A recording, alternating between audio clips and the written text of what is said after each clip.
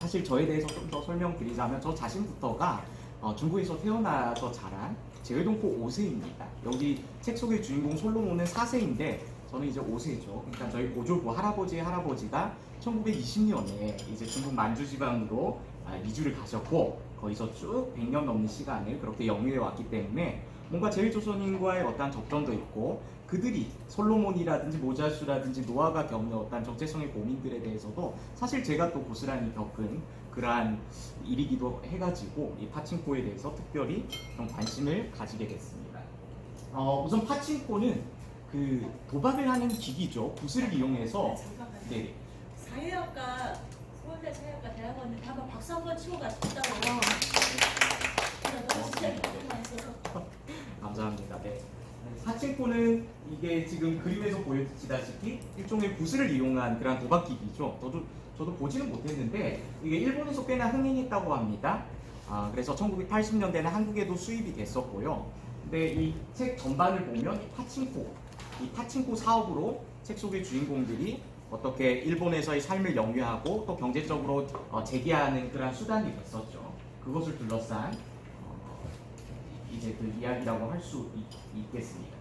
그래서 이 책의 줄거리에 대한 발제도 중요하겠지만 결국에는 이 책이 다루고 있는 제일조선인 문제를 우리가 지금 여기 오늘날로 끌어와가지고 좀 상기해보면 좋겠다는 생각이 들었고요. 사실 제일조선인 문제도 우리가 막연하게 알지 사실 한국 사회에선 잊혀진 그러한 존재들이라고 할 수 있거든요. 현재 한국 사회 그러니까 한국을 떠나서 일제 식민지 시기부터 한국을 떠나서 해외에서 정착해서 살고 있는 제회동포의 수가 대충 한 750만에서 800만 정도 됩니다.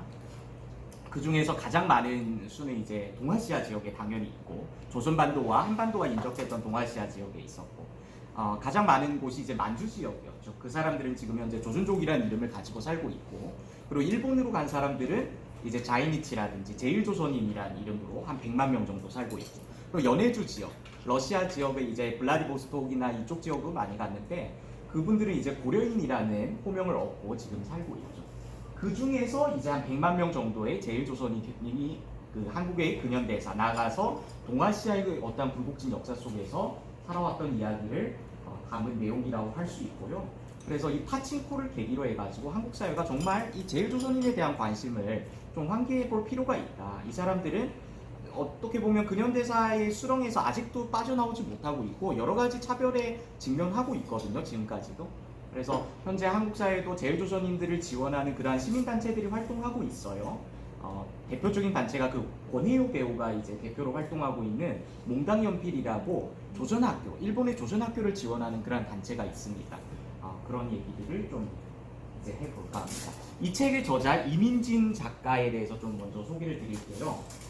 이분부터가 코리안 디아스포라 제회동포죠. 어떻게 보면 한국계 미국인 1.5세입니다.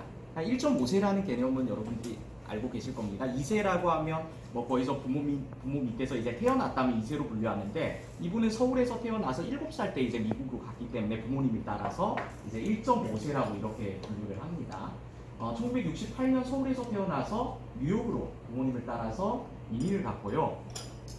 근데 이 책 날개 쪽에 이제 소개를 보니까 굉장히 힘들게 살았다고 합니다. 단칸방 아파트에서 가난한 그런 삶을 영위하다가 그래도 이제 어떻게 열심히 해서 예일대 역사학과와 조지 파운드 로스쿨을 이제 졸업하고 기업 변호사로 일하게 됐지만 비형 간염을 어릴 적부터 앓고 있었다고 해요. 그래서 건강상의 이유로 변호사 사업을 이제 접고 이제 그 글을 쓰기, 전업 작가로서 이제 글을 쓰기 시작했다고 합니다. 사실 파친코 덕분에 이분이 갑자기 한국 사회에 많이 알려졌는데 그 전에 2008년에 첫 장편 소설인 이 백만장자들을 위한 공짜 음식이라는 걸 발표합니다. 이 책도 당시 굉장히 센세이션을 일으켰던 모양입니다. 이게 11개 국가에서 번역돼서 출판됐다고 하고요. 파친코를 쓰게 된 계기는 또 이분 같은 경우 남편분이 일본계 미국인입니다. 그러니까 똑같이 일본에서 이민 온 그런 입장이죠.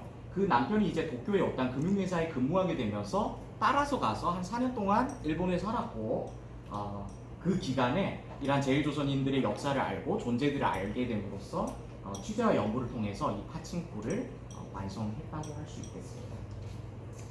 등장인물과 함께 이야기 줄거리, 그러니까 책을 못 보신 분들을 위해서 근데 대충이나마 좀 줄거리를 말씀드릴까 합니다. 일제 강점기 때부터 시작되죠. 애플 TV의 8화 정도로 지금 그게 영상이 나와 있는데 저는 그게 한 절반 정도 봤는데 그것도 책과 거의 비슷하더라고요, 서사가. 네네. 이제 1대는 이제 주인공은 이 선자라는 인물이고요. 일제 강점기부터 1980년대까지를 이제 시대적 배경으로 소설은 다루고 있습니다. 부산 영도를 배경으로 시작하는데 이 훈이라는 사람이 일종의 신체적 장애를 가지고 있는 사람인데 이 양진이라는 여성 주인공은 선자의 어머니이자 여성 주인공인데 이분이 굉장히 째지게 가난한 집안이었습니다. 그래서 어쩔 수 없이 훈이 집안으로부터 돈을 받고 양진은 훈이한테 이제 시집을 가게 됩니다. 그래서 둘 사이에서 두 사람은 이제 하숙집을 부산 쪽에서 하숙집을 운영하면서 거기에 있는 이제 어민들 있잖아요. 어민들에게 숙소를 제공하는 그러한 일을 합니다. 근데 이 양진이 훈이와 여러 번 이제 아이를 가지려고 노력은 했지만 여러 번 낙태와 유산의 그러한 상실의 아픔을 겪다가 최종적으로 이 선자라는 딸아이를 얻게 됩니다. 근데 선자는 다행히도 어떠한 아버지의 그러한 유전자를 물려받지 않고 아주 건강한 아이로 이제 태어났고요. 부모님의 지극한 사랑을 받으면서 그렇게 자라납니다. 그러던 와중에 이 선자가 좀 컸을 무렵에 생선 중개업을 하는 이 고한수라는 사람, 일본과 조선 사이에서 생선 중개를 하는 고한수라는 사람과 사람을 만나고 이 사람과 좀 잘못된 이제 사랑에 좀 빠지게 되는 거죠. 사실 이 고한수는 일본에 아내를 두고 있고 또 아내와 딸들을 두고 있는 그러한 가정이 있는 사람인데 그걸 숨기고 선자를 만나왔던 겁니다. 선자는 이 고한수와 이렇게 만나면서 덜컥 아이를 가지게 됩니다. 그러한 사실을 몰랐죠. 그러니까 고한수는 사실 선자를 일종의 조선에서의 현지처로 이렇게 접근했던 거고 그래서 근데 선자는 나중에 이 고한수의 고백을 통해서 현지처가 있다는 것을 알아버렸고 그것은 당시 어떻게 보면 지금도 그렇지만 이건 어떻게 보면 전통 윤리에서 굉장히 어긋나는 행위잖아요. 그래서 고한수가 내가 돈을 대주고 조선에서 잘 살 수 있도록 도와주겠다 제안했지만 선자는 그것을 거절해버리고 이제 고한수와 결별을 해버립니다. 그러던 와중에 선자의 배는 계속 불러오는데 아버지가 필요하지 않습니까? 이때 이 백이삭이라는 인물이 출연합니다. 백이삭이 이 훈이와 양진, 그러니까 선자의 부모님이 운영하는 하숙집에 이제 기숙하는 인물로 이제 등장하는데 선자의 이러한 사정을 알고 백이삭이 또 목사 출신이십니다. 굉장히 이제 부모님도 이제 목사시고 올곧은 그러한 종교 집안 출신인데 선자의 이러한 안타까운 사연을 알고 본인이 부부의 연을 맺고요. 당시 이제 이 백요셉이라고 백이삭의 친형인데요. 백요셉과 경희가 일본 오사카 지역에서 또 이제 여러 노동자로서 살고 있는데 백이삭도 이 형을 찾아가가지고 오사카에서 좀 정착하려는 그런 의지가 있었어요. 그래서 선자와 백이삭이 영도의 그러한 아픔을 잊고 오사카에서 새로운 출발하자는 의미로 이제 그때부터 일본으로 건너가게 되죠. 건너가서 첫째 아들이 즉 고한수의 핏줄인 노아라는 첫째 아들을 낳고요. 그리고 선자와 백이삭 사이에서도 또 아들이 하나 생기는데 그게 이제 모자수입니다. 노아는 그러니까 고한수의 핏줄이고 백이삭은 모자수의 이란 핏줄이라고 보시면 되겠습니다. 그리고 이때부터는 선자부터 나중에는 양진도 이제 일본으로 다 건너오고요.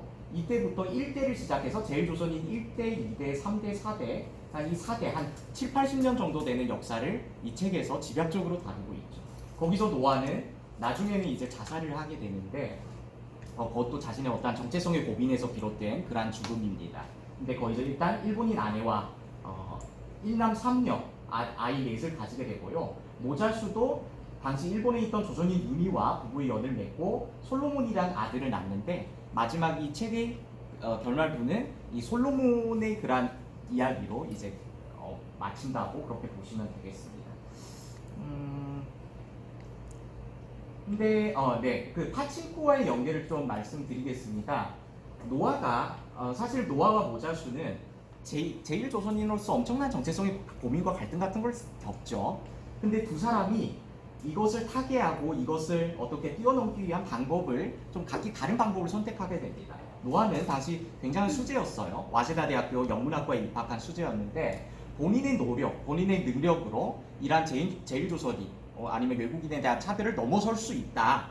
능력으로 이걸 극복할 수 있다고 생각하고 학문에 엄청 매진했습니다. 반면에 모자수도 고등학교 시절에 엄청난 일본인 학생들로부터 따돌림을 받았는데 모자수는 어떠한 공부로서 그걸 타개하지 않고 학교를 그만 때려치우고 이제 조선인이 운영하는 파친코 사업장에 가서 일종의 이제 말단 직원으로부터 시작해서 나중엔 자신의 파친코 사업장까지 소유하는 그러한 그 과정을 볼 수가 있겠습니다. 근데 파친코란 게 그 일본에서 어떻게 이해되고 있는가라는 걸 좀 상기할 필요가 있는데 파친코 사업은 조선인들, 더러운 조선인들이 하는 그리고 야쿠자 같은 조선인들이 하는 그러한 아주 말단들이 하는 사업으로 인식이 되고 있었던 겁니다. 그리고 또 파친코가 일종의 도박기기잖아요. 구슬을 돌려가지고 진행하는 도박기기인데 그러한 불확실성, 이게 돈을 따냐 아니면 돈을 잃느냐 그런 불확실성이 어떻게 보면 제일조선인들의 그러한 삶과 또 닮아 있다고도 할 수 있겠습니다. 노아는 근데 나중에 본인이 백이상의 아들이 아니고 이 고한수라는 인물이 야쿠자 출신이거든요. 고한수의 핏줄이라는 걸 알고 너무 절망에 빠졌고 본인이 야쿠자의 더러운 피가 흐르고 있다고 해가지고 연락을 다 끊고 잠적을 해버립니다. 그리고 새로운 동네에서 자신의 제일조선인 정체성을 숨기고 일본인으로 행색하면서 일본인 아내를 얻고 이제 어느 정도 단란한 가정을 꾸리고 갔었는데 어느 날 선자가 고한수와 함께 이 노아를 찾아옵니다. 몇 년 만에. 근데 노아는 거기에 대한 충격을 먹고 이제 자신의 정체성이 일본인으로 살던 정체성이 탄로 날 거라는 걸 직감하고 선자와 만난 그날 이제 자살을 해버립니다. 그렇게 노아의 삶은 끝나버리고요. 모자수는 어쨌거나 그 파친코 사업장의 말단 직원으로 시작해서 본인이 파친코 사업장을 여러 개 소유하는 그런 갑부로 성장을 합니다. 그래서 경제적 지위는 정말 일본에서도 괄목할 만한 그런 경제적 지위를 획득했음에도 불구하고 여전히도 일본인들은 그 사람들을 아주 천하고 더러운 조선인으로 취급하였고 그들의 어떠한 신분 상승은 또한 인정투쟁에서는 철저히 실패했다는 걸 직감하게 되죠. 그래서 모자수는 유미와의 아들인 이 솔로몬을 어릴 때부터 일본인들과 어울리게 하는 게 아니라 국제학교에 보내고 또 나중에 외국에 있는 경영대학에 유학시키면서 이 솔로몬만큼은 자신이 집안이 갔던 어떠한 이런 전철을 밟지 않았으면 좋겠다는 의미에서 그렇게 키웠는데 솔로몬도 결국에는 어떤 외국계 기업에서 좋은 직장에서 이제 부총재로 취직했는데 일본인 상사가 이 조선인이란 신분을 안고 배신을 때리고 이 솔로몬도 결국엔 해고를 당합니다. 그래서 솔로몬도 자신이 꿈꿨던 그러한 사업들을 다 정리하고 나중에 아버지의 파친코 사업장으로 돌아와서 파친코로 사업을 운영하는 그러한 것으로 이제 결말을 맺습니다. 이게 되게 이야기의 줄거리라고 할 수 있겠습니다.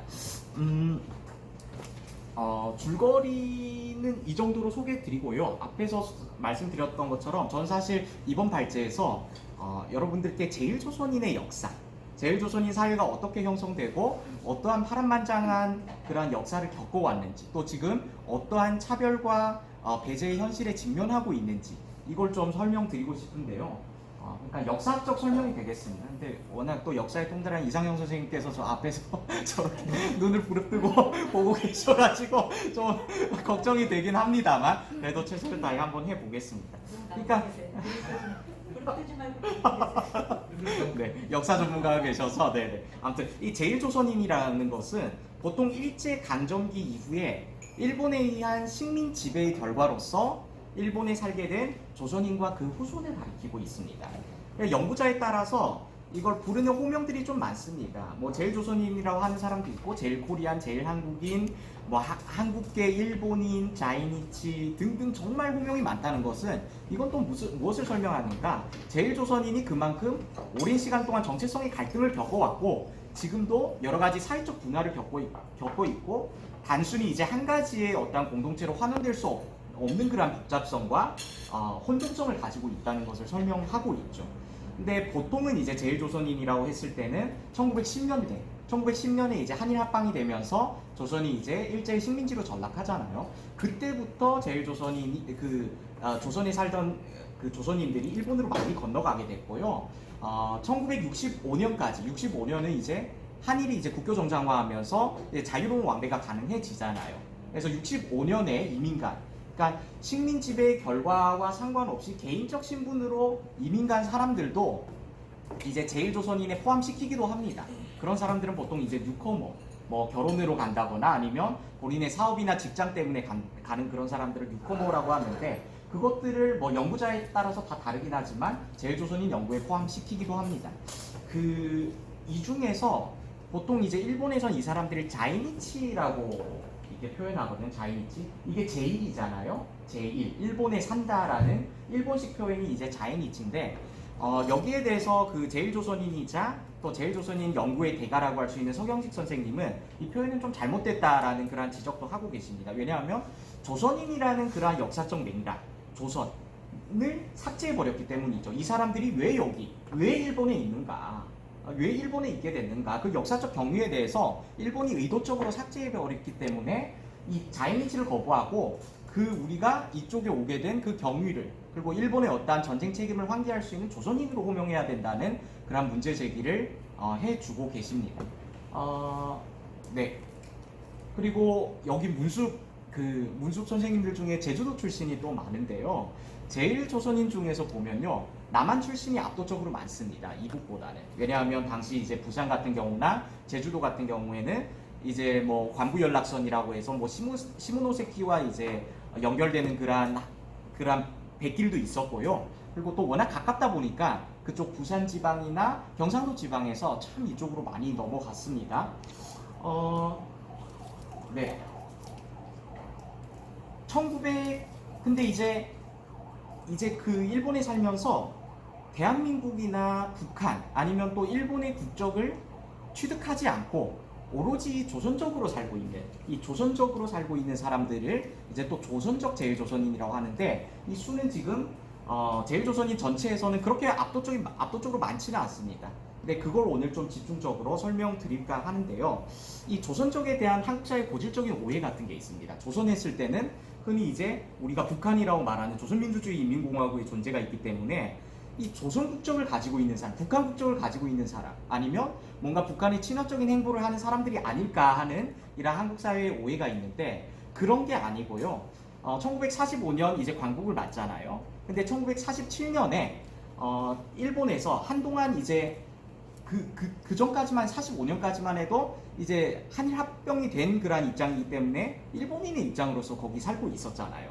근데 해방 분간에선 이 사람들이 거의 무국적자라고 생각하면 되겠습니다. 47년에 일본 사회가 이제 외국인 등록령이라는 그런 조치를 시행합니다. 일본에 살고 있는 외국인들은 다 관청에 와서 등록해라. 그래야 자유로운 출입국, 뭐 조선으로 돌아가든지 아니면 다시 일본으로 귀환한다든지 이런 것들을 보장해 주겠다는 그러한 외국인 등록령을 시행합니다. 근데 47년이라는 시점에 좀 주목할 필요가 있어요. 등록령을 이제 작성할 때 거기에 이제 국적을 기입하는 그 국정란이라는 게 있습니다. 나의 국적은 어디다. 뭐 중국이면 중국, 러시아면 러시아. 근데 당시 일본에 있는 조선인들에게 국적은 어디였을까요? 국적이 없었죠. 왜냐하면 대한민국 정부가 수립되는 것은 1948년 8월 15일이고요. 북한 정부가 수립되는 것은 1948년 9월 9일이잖아요. 한 47년도에 이 제일조선인들이 국정란에 기입할 수 있는 국가 자체가 없었던 겁니다. 그래서 일종의 상징으로서 본인들의 출신을 나타나는 기호로서 그 조선을 그 국정란에 기입하게 됩니다. 그게 어떻게 보면 조선적 제일조선인의 유래라고 할 수 있습니다. 그러니까 이 조선적이라는 것은 어떤 특정한 국적을 나타내는 게 아니라 본인의 출신이라든가 고향, 그리고 한반도를 가리키는 일종의 지역적 호명이라고 보시면 되겠습니다. 근데 오히려 이제 그 해방 공간에서 자유주의는 이제 좌파는 이제 조선이고 자유주의 우파는 이제 한국으로 이제 이념 구도가 형성되는 바람에 이 조선적 제일조선인들도 북한의 친화적인 이러한 그룹이 아니냐 하는 그런 숱한 오해를 받고 살았다는 것, 그런 걸 좀 말씀드리겠습니다.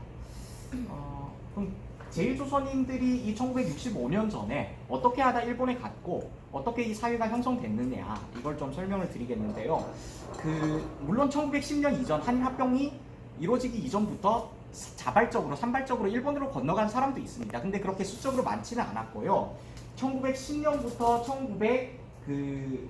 1910년부터 1930년대까지를 1단계라고 보시면 되겠습니다.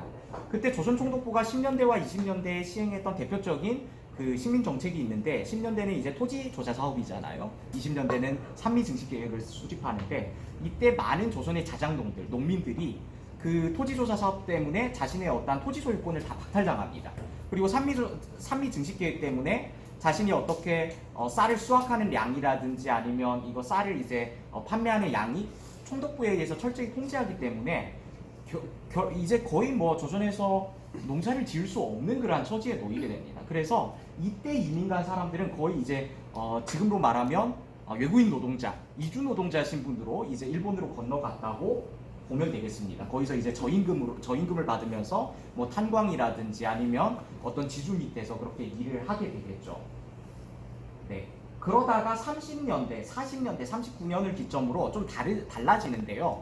이 39년 이전에는 자발적인 그런 경향이 강했다면 39년이란 시점을 상기해 보면 일본이 이제 단순히 이제 조선을 식민지를 병합한 걸 넘어서 37년에 중국과 전면전을 벌이게 되잖아요. 그리고 나중에 진주만도 습격하면서 이게 태평양 전쟁으로 전선이 확대되는데 그럼으로써 39년에 전시 총동원 체제에 진입하게 됩니다. 그러니까 국가 총동원령이란 걸 내려가지고 조선인들을 강제로 징용한다거나, 여러분 그 군함도라는 영화나 책도 알고 계실 거라고 믿습니다. 그 강제로 동원한다거나 아니면 강제로 징병을 시킨다거나 39년부터 45년까지는 자발적 이주라기보다는 강제 이주에 의한 조선인들이 일본으로 많이 유입됐다. 네네. 일본으로 많이 유입된 것을 좀 말씀드리겠습니다. 그러다가 이 수적으로 100만 명을 훨씬 이제 상회했습니다. 근데 1945년 그 광복이 되잖아요. 광복이 됐으면 우리가 그러니까 상식적으로 다 자신의 고향으로 돌아와야겠죠. 그렇죠. 상식적으로는 그렇게 생각하겠는데 많은 사람들이 왜 고향로의 귀환을 선택하지 않고 일본에 남게 됐는가? 그 부분에 대해서도 좀 설명을 드리자면요. 일본에도 어쨌거나 이제 연합군이 이제 진주하면서 미군정을 실시하잖아요. 그걸 이제 GHQ라고 하는데 미군정이 46년 4월부터 12월까지 대대적인 조선인 송환을 이제 계획했었어요. 그리고 사실 일본 정부도 내심 이 조선인들이 자기 나라로 빨리 들어갔으면 좋겠다는 걸 내심 원했는데 그러진 못했던 게 당시 수요 조사를 보면 한 79%, 51만 명 정도에 달하는 조선인이 나는 조선반도 한반도로 돌아가겠다라고 심경을 밝혔습니다. 그럼에도 실제로 조선으로 귀환한 사람은 8만 3천 명 정도밖에 안 됩니다. 몇 가지 이유를 꼽을 수 있는데요. 일단 여러분 해방공간을 상기해보면 엄청 혼란스러웠잖아요. 좌우의 대립도 심했고 또 뭐 제주 4.3 항쟁도 있었고 또 6.25 전쟁도 있었고 안정적인 그런 체제가 구축이 안 됐기 때문에 과연 돌아가서 내가 안정적인 생활을 영위할 수 있을까에 대한 고민이 있었고요. 그리고 두 번째 같은 경우에는 여기 책에서도 보시다시피 양진이나 이 선자가 일본으로 이주할 때는 영도에서의 재산이라든지 집 같은 걸 다 처분하고 왔습니다. 그리고 앞에서 말씀드린 토지조사 사업들을 통해서 토지의 소유권을 박탈당한 그러한 자장농들이 많이 건너왔기 때문에 이제 정작 조선으로 돌아간다 해도 기반이 없었던 거죠. 자신이 다시 생활을 꾸릴 수 있는 기반이 없었던 거죠. 거기에 더해서 이 미 군정이 어떤 정책을 실시했냐면 조선으로 귀환할 사람들의 가지고 들어갈 수 있는 돈이라든지 아니면 화물을 이제 제한했습니다. 현금은 이제 1,000엔까지 가능했고, 진짜 뭐 생활하기엔 너무 적은 돈이죠. 그리고 화물은 250파운드. 여기까지만 단출할 수 있다.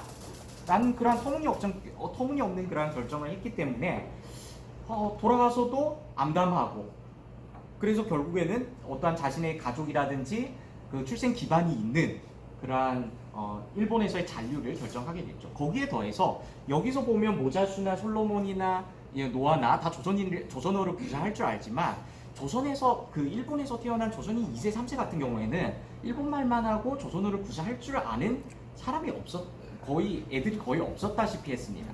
그런 사람들이 조선으로 돌아왔을 때 또 받게 되는 또 다른 차별들은 어떻게 보면 불보듯 뻔한 거죠. 당신들은 이제 반쪽발이다. 라는 그런 이란 멸시적인 이란 호명도 실제적으로 있기도 했습니다. 6, 70년대까지만 해도. 네. 그래서 많은 동포들이 이 제일조선인들이 귀환 대신 거기에 남게 되었다는 거를 좀 말씀드렸습니다. 네. 그럼 현재 제일조선인은 어떻게 구성되어 있는가?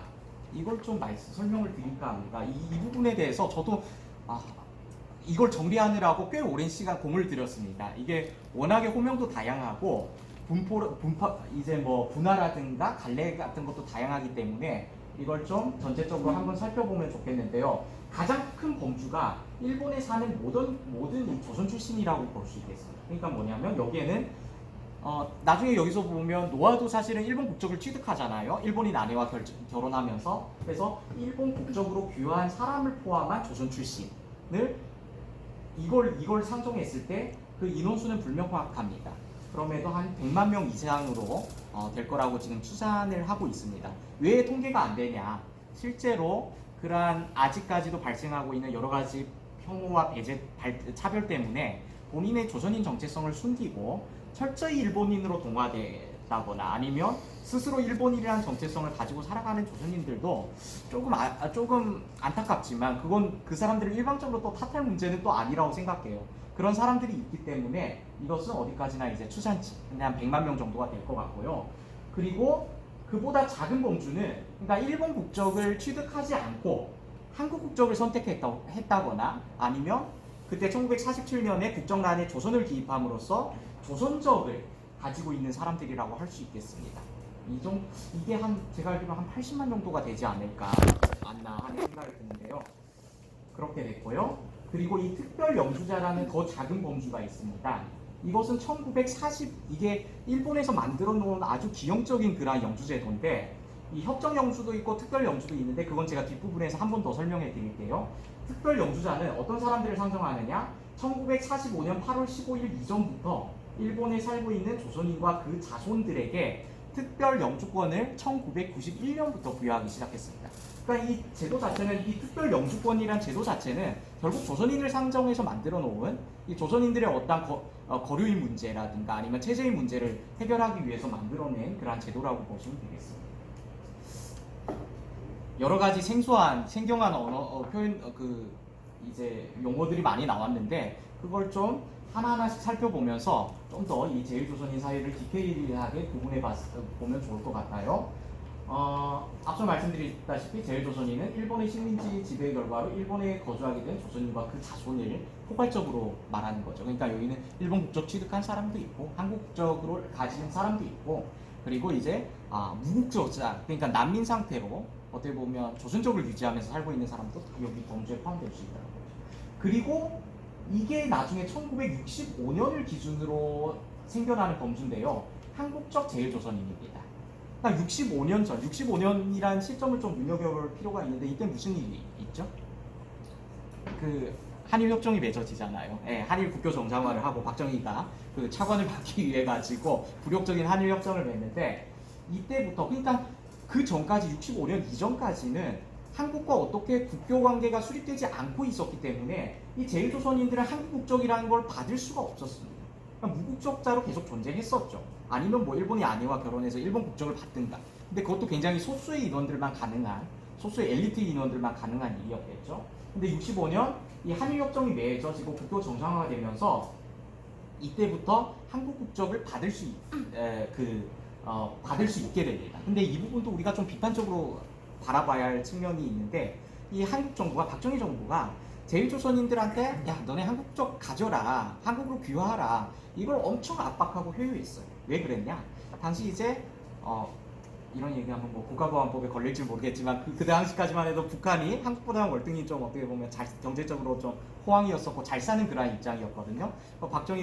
박정희 시기까지만 해도 뭐 경부고속도로 놓고 제1차 경제 계획을 하면서 굉장히 이제 북한과의 어떤 체제 경쟁적인 그런 모습을 보여왔잖아요. 그래서 일종의 제일조선인들을 우리 체제가 우월하다. 야 남한 체제가 저 북한보다 우월하다라는 걸 입증하기 위한 수단으로서 이 사람들을 호명해냈던 겁니다. 그러니까 한국 국적으로 한국을 이제 어떠한 선망의 대상으로 부각시키면서 이 사람들이 한국 국적을 가지게 함으로써 대외적으로 보여지는 이미지가 있잖아요. 그런 가운데서 이 사람들한테 국적을 부여했다는 겁니다. 이걸 굉장히 좀 문제적으로 우리가 살펴봐야 할 지점이고요. 그리고 일본 정부도 이 한국 정부와 협력해서 한국 국적을 취득할 것을 좀 회유하고 좀 압박을 했습니다. 실제로 여러 가지 뭐 영주 자격, 영주권을 얻는다는 게 여러 가지 기본권이 보장받고 또 여러 가지 뭐 정부의 이제 의료 혜택이라든지 이걸 교육 혜택 같은 걸 온전히 보장받을 수 있는 전제잖아요. 그러니까 이 한국 국적을 얻어서 이 영주권을 받은 사람만이 이러한 일본 시민으로서의 대접을 받을 수 있다는 것을 일본 정부도 약간 천명했습니다. 이때 65년도에 생겨난 영주권을 우리가 협정 영주권이라고 합니다. 협정 영주권. 이때부터 한국적과 조선적 분화의 기점이라고 할 수 있는데, 그러니까 한국 국적을 자신의 어떤 좀 더 자유로운 이동이라든가 안정적인 삶을 위해서 한국 국적을 선택한 사람도 있는 반면, 아니다. 북한 출신도 있었을 거고, 그 한국 국적을 거부하는 이제 북한 출신 사람들도 있었을 거고, 또 내가 떠나왔을 때의 조국은 이렇게 남북으로 분단된 조국이 아니다. 나는 하나된 한반도에서 살지 분단된 조국의 국적을 가질 생각이 없다. 라면서 이 한국적을 거부한 사람들이 있습니다. 그게 이 조선족 제일조선인으로 쭉 남았죠. 이때가 어떻게 보면 분화의 기점이라고 할 수 있겠습니다. 그러다가 이 특별 영주자가 아까 말씀드린 1991년에 생긴 비교적 안정된 자격입니다. 그러니까 이때는 그러니까 이 조선족 제일조선인들한테도 이 특별 영주 자격을 이제 다 부여했습니다. 근데 이게 뭐 시민권이라고 하기에는 굉장히 유계적이고 차별적인 그러한 제도라고 볼 수 있겠습니다. 이와 별도로 유코모라는 용어도 제일조선인 사회, 제일한인 사회에서는 많이 쓰는데 65년, 그러니까 65년 이전에 간 사람들은 거의 이제 식민지배의 결과라면 65년 국교 정상화하고 일본으로 건너간 사람은 다 이제 자발적으로 개인의 어떠한 이유 때문에 결혼을 간다거나 아니면 주재원으로 간다거나 사업을 하러 가는 사람들, 이 사람들을 거기 이제 대한민국 국적을 가지고 간 사람들이 이제 뉴코모라고 하고요. 이와 또 대응하게 그 이전 65년, 그러니까 위에서 설명한 이 사람들은 또 뭐 올드코모라고 그렇게 호명하기도 합니다. 그리고 이런 얘기도 민단 총련도 조총련 이런 얘기도 아마 뉴스에서 많이 들으셨을 겁니다. 이렇게 분화하기도 하는데 이 민단은 이제 대한민국 민단이라는 조직을 말하고 있고요. 총련이 이제 조선인 총연합회라고 하는 조직을 말하는데요. 뭐냐 하면 쉽게 말하면 민단은 굉장히 대한민국 한국 정부의 친화적인 기구고요. 조총련은 북한과 밀착되어 있는 그러한 제일조선인 단체라고 할 수 있겠습니다. 이렇게 이념적으로 이데올로기적으로 된 이런 분화도 지금 제일조선인 사회에 존재하고 있다는 걸 좀 말씀드립니다. 그러니까 이념적 지향과 정치적 입장에 따라서 또 나뉘기도 하고 또 서로 갈등을 지금까지도 겪고 있습니다. 그래서 이걸 위해서 좀 되게 두껍게 말씀드렸는데 이걸 좀 설명을 드리자면 종합해 보자면 이런 겁니다. 제일조선인의 국적이 어떻게 변화해 왔는가? 1910년 이전에는 당연히 조선이나 조선왕조나 대한제국의 어떤 시민이었죠. 그러다가 1910년에 한국이 병합이 되면서 자동적으로 이제 일본 제국의 어떤 신민, 일본 국민으로서 편입이 됐습니다.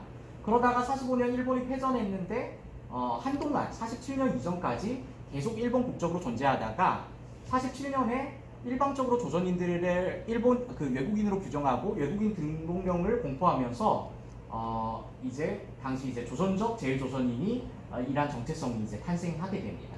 그러다가 52년도에 이 전후 문제를 해결하기 위한 샌프란시스코 조약이 체결되면서 일본 국적을 완전히 상실해 버립니다. 이때는. 그래서 거의 이제 무국적자나 난민의 그러한 신분과 다름이 없다고 볼 수가 있겠습니다. 그러다가 65년 한일 조약을 해서 이 협정 영주권이라는 게 나왔죠. 근데 협정 영주권을 취득하기 위해서는 대한민국 국적이 있어야 되고 그러다 보니까 이 국적 취득자가 증가했고 91년도에는 특별 영주권이 이제 또 시행되면서 이제 많은 제일조선인들이 거의 다 이제 특별 영주권을 가지고 살고 있다는 걸 좀 말씀드려요. 그럼 지금은 어떻느냐? 이제 제일조선인들이 그럼 지금은 뭐 안정적인 삶을 살고 있느냐? 일본에서 이제 뭐 특별 영주권도 생겼고 또 뭐 돈 있는 사람들은 일본으로 귀화도 했고 뭐 그래서 과연 제대로 대접을 받고 사느냐? 그렇지 않거든요. 여기 이 책 속에서 솔몬도 그렇잖아요. 이제 외국에서 유학하고 아주 유수의 인재로 이제 컸지만 결국에는 일본인 상사한테 배신을 당하고 다시 파친코 사업장으로 돌아온 거. 그게 80년대 일이잖아요. 지금도 사실 똑같다고 할 수 있습니다. 이 관동대 지진 이건 이제 20년대 일인데요. 이게 어떻게 보면 제일조선인 혐오의 시원이라고 시작이라고 할 수가 있죠. 당시 관동대 지진이 일어났을 때 뭐 조선인들이 우물에다 독을 탔다. 우물에 독을 타고 그리고 조선인들이 돌아다니면서 방화를 저지르고 불을 저지른다. 이런 유언비어가 막 떠돌아다녔고 죽창으로 조선인들을 찔러 죽이는 그러한 학살이 많이 발생했습니다. 이때부터 그러한 혐오가 시작될 수 있다고 할 수 있는데요. 지금은 어떠느냐? 지금도 마찬가지입니다. 근데 가장 지금 많이 얘기가 한국 사회에서 회자되고 있고 그나마 좀 알려진 게 이제 조선학교 관련한 일입니다. 아까 설명드렸던 것처럼 몽당연필 같은 데서 워낙에 이 조선학교 지원 사업 같은 걸 많이 하는데요. 이 조선학교가 일본의 학교법상으로 이제 학교를 이제 한 3단계 정도로 분류합니다. 1단계가 뭐 1조교라고 해서 문부과학성의 어떤 교육 지침을 따르는, 그래서 이제 국가로부터 교육적인 원조, 이제 경제적인 원조를 받는 학교가 있는 반면에 이 조선학교는 3단계인 각종학교로 이제 분류가 됩니다. 각종학교. 근데 이 각종학교도 외국인 학교 같은 경우에는 국가나 정부의 지원을 받지만 이 조선학교는 국가의 지원으로부터 철저히 배제가 됩니다. 그래서 책 속에서도 얼핏 저는 그런 부분들을 좀 되게 공감하면서 읽었는데요. 가난한 조선인들이 자신의 아이를 조선학교에 보내는 것이 아니라 오히려 일본의 국공립학교에 보내는 그러한 내용이 있습니다. 왜냐하면 조선학교는 지원을 못 받기 때문에 학비가 등록금이 터무니없이 비쌉니다. 그럴 수밖에 없죠. 근데 국공립은 어쨌거나 이제 무상교육을 실시하기 때문에, 의무교육, 무상교육을 실시하기 때문에 그쪽으로 보내게 되는 거죠. 오히려 조선학교에 가는 일이 더 어려운 거죠. 지금까지도 이런 조선학교에 대한 여러 가지 지원 배제라든가 그리고 지원 배제가 많이 발생하고 있고요. 또 무상교복 같은 데서도 조선인 아이들은 철저하게 배제되고, 또 조선학교에 더불어서 이제 헤이트 스피치라고 해서 혐오 발언, 뭐 제특회 같은 이러한 단체가 주도해가지고 뭐 조선학교 앞에서 뭐 아직도 조센징이라고 하면서 그렇게 혐오 집회를 하고 있고, 그 와중에 이 중심에 섰던 이 최강미자 씨라는 분이 계십니다. 이분이 소송을 걸었습니다. 이 혐오 세력들을 대상으로 소송을 걸어가지고 이끌어낸 긍정적인 변화 중에 하나가 이 헤이트 스피치 금지 조례를 이제 어떻게 좀 이끌어냈다고 할 수 있는데, 이런 조례가 존재함에도 불구하고 아직까지도 조선인에 대한 노골적인 혐오, 특별히 조선학교에 대한 그런 혐오는 지금까지도 지속되고 있다고 할 수 있겠습니다. 제가 오늘 발제하러 오는 길에요, 페이스북을 보다가 김용신 선생님께서 페이스북에 교육감 선거와 파친코라고 딱 한마디 이렇게 임팩트 있는 말을 던졌는데, 제가 솔직히 저도 오는 길에 그런 생각을 했거든요. 이게 결국에는 이게 어떻게 보면 제일조선인 아이들이 겪고 있는 정체성의 혼란이라든가 그들이 겪고 있는 여러 가지 배제는 결국에는 정치권의 그러한 문제거든요. 그러니까 사실 당장 내일 모레 6월 1일에 지방선거가 진행되지만 기초단체장에 비해서 교육감 선거는 참 관심도 떨어지고 많이들 그렇잖아요. 근데 정말 우리 아이들이 이 한국 사회에서 특별히 뭐 중도 입국 청소년들 많고, 이 다문화 사회라는 것은 누가 지금 부정할 사람이 없잖아요. 근데 보면 코로나 시국에서도 그때 이제 원격 줌 수업을 할 때 이제 교육청에서, 여기 여러 지방교육청에서 이제 원격 수업 지원금이라는 게 나왔었어요. 근데 거기에 대해서 외국인 아이는 받을 수 없다, 외국인 학생은 받을 수 없다라는 그러한 전제 조건이 있어서 이주민 인권단체에서 그때 막 데모도 하고 인권위에 진정도 내고 했었는데, 정말 훌륭한 교육감을 받아야 일본에서 지금 발생하고 있는 제일조선인 아이들에 대한 그러한 차별과 배제가 한국 사회에서 발생하지 않을 거라는 법은 없잖아요. 그래서 정말 이 교육감 선거에도 관심 많이 가져주십사, 그런 얘기 좀 꺼내봤습니다. 네, 이제 결론인데요.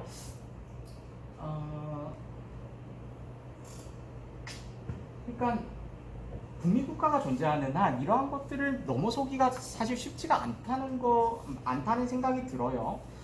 그러니까 제일조선인 국민국가는 늘 우리가 있다면, 건전하고 정상적이고 뭔가 유전적으로 우월한 우리가 있다면 거기에 비해서 항상 외부의 적을 설정하잖아요. 근데 그 제1조선인이 그 일본 국민국가 신화의 어떤 희생물이라고 볼 수가 있겠죠.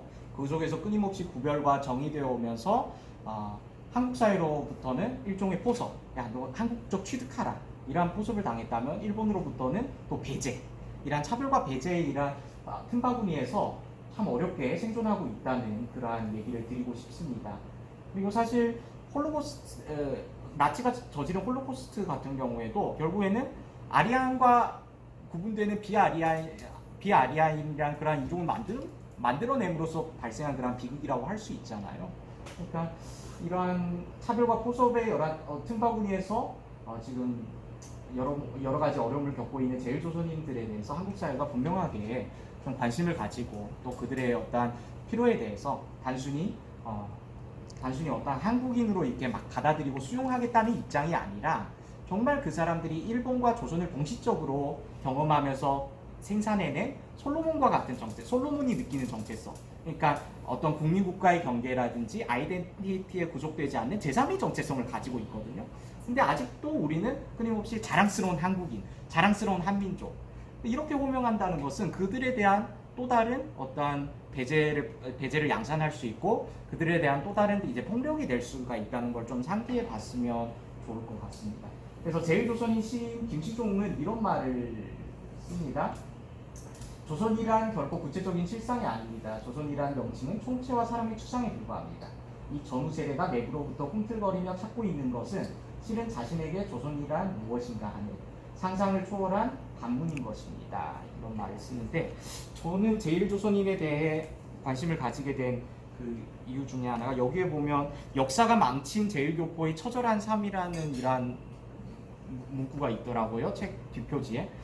역사가 망친 거는 확실하죠. 여러모로 불필요한 아픔을 겪고 또 지금까지도 그 아픔을 고스란히 떠안고 있긴 하지만 근데 과연 이 사람들이 망쳐진 존재만일까? 저는 거기에 더해서 이 사람들이 어떻게 보면 우리가 지금 너무나 당연시해오는 국민국가의 국가적 장치의 어떤 폭력에 대해서 근원적인 문제 제기를 할 수 있고 또 국가의 틀, 이러한 경계에 얽매이지 않고 정말 대안적인 만남을 이룰 수 있는 그러한 경험을 제1조선인들이 갖고 있지는 않을까라는 생각을 이 파친코 책을 통해서 한번 정리해 봤습니다.